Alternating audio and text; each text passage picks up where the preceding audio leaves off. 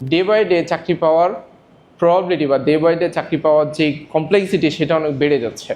এটা একটা কারণ আছে।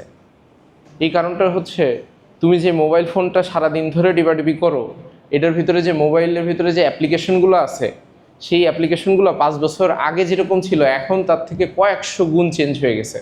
5 বছর আগে তুমি ফেসবুকের ভিতরে যেভাবে স্টোরি বা রিলস আপলোড করতা, এখন কমপ্লিটলি এটা চেঞ্জ হয়ে গেছে। এটা কোনো না কোনো ইঞ্জিনিয়ার তৈরি করছে, তোমার মতো কোনো না কোনো মানুষ তৈরি করছে। তো সেই মানুষ যখন তৈরি করছে, তার মানে যখন তুমি একটা বেটার কিছু আউটপুট এক্সপেক্ট করো, সেখানে তো ইনপুটটাও এরকম হায়ার লেভেলের ইনপুট দিতে হয়। তো তুমি তোমার নিজেকে ওই ধরনের একটা ইঞ্জিনিয়ার হিসেবে যদি তৈরি করতে চাও বা ওই ধরনের একটা কোম্পানিতে কাজ করতে চাও, অবশ্যই তোমার স্ট্যান্ডার্ডটা অনেক হাই হতে হবে। এখন তুমি ভালো একটা ফেসবুক অ্যাপ চালাইতে চাইবা, তুমি হয়তো বা অনেকে এখানে ফুডপান্ডা ইউজ করো, ফুডপান্ডার ভিতরে কোনো একটা বা দারাজ অ্যাপ অনেকে ইউজ করো। তো দারাজের মধ্যে কোনো একটা প্রবলেম দেখা গেলো, তুমি অর্ডার করছো, কোনো একটা জায়গাতে সমস্যা হয়েছে বা নোটিফিকেশনটা প্রপারলি পাও না, বা একটা জিনিস সার্চ করতেছো সেটা পাচ্ছ না, তখন তোমার কিন্তু বিরক্তি কাজ করে। বলো যে ভাই কি একটা বানাইছে, এটা তো খুব বিরক্তি করে।